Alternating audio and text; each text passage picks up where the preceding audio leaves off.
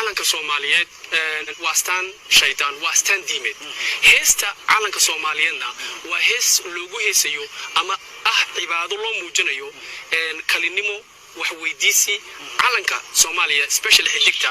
oo u taagan shaydaanka la yiraahdo Iblis warkii hore war soo dhaaf afar xaaslihii qabsaday baraha bulshada ayaa lagu soo eedeeyay inuu gacantiisa ku dilay afar wariye 1991 oo horaantii burburka dalka isagoo markii dambe dalka ka baxsaday ninka aan ka hadlayo waa Sufyaan Sheekh Axmed hadaba arrinkan maxaa ka jira marunba mise waa been qodobo kale ayaa raaci doona balse inta aan guda galin barnaamijka muuqaalkan like saar like waxay noo tahay dardar iyo dhiirigelin inuu muuqaalkani meel fog gaaro adigana wax dhib kugu ma hayso hadaba adoo raaliya fadlan muuqaalka like noo saar siina share gare oo asxaabtaada la wadaag mahadsanida saacadihii la soo dhaafay waxa baraha bulshada lagu gorfeynayay afar xaasil Sufyaan Sheekh Axmed oo maalmo kor afartii saxaas ku soo bandhigay baraha bulshada isagoo sheegay in afartii saxaas ay saaxiibo yihiin hadaba arrinkaas oo saameyn ku yeeshay baraha bulshada kadib arrin fajacis ah ayaa maanta soo gashay baraha bulshada wariyaal kala duwan iyo dad ka tirsan maxkamadda ciidamada qalabka sida ee Soomaaliya ayaa xaqiijiyay in Sufyaan uu afar wariye ku soo dilay Muqdisho oo ka soo baxsaday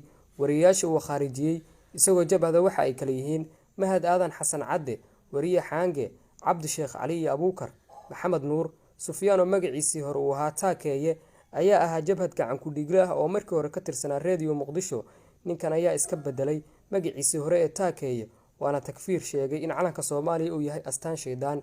ninkan ayaa live soo galay caawa iska fogeeyay eedaas balse wariyaasha kale Cabdicasiis Afrika iyo Aamina Muuse Weheliye ayaa si cad arrinkaas u xaqiijiyay hadaba sidaan xoog ku helnay ehelada wariyaasha uu ninkan dilay dadkoodii ayaa doonaya inay xabsiga dhigaan ninkan isla markaasna ay maxkamad la tiigsadaan hadaba daawade adigu haddii aad ninkan aragto maxaad ku xukumi lahayd fadlan fikradaada qaybta hoose comment-ga noogu reeb siina share garee muuqaalkan mahadsanida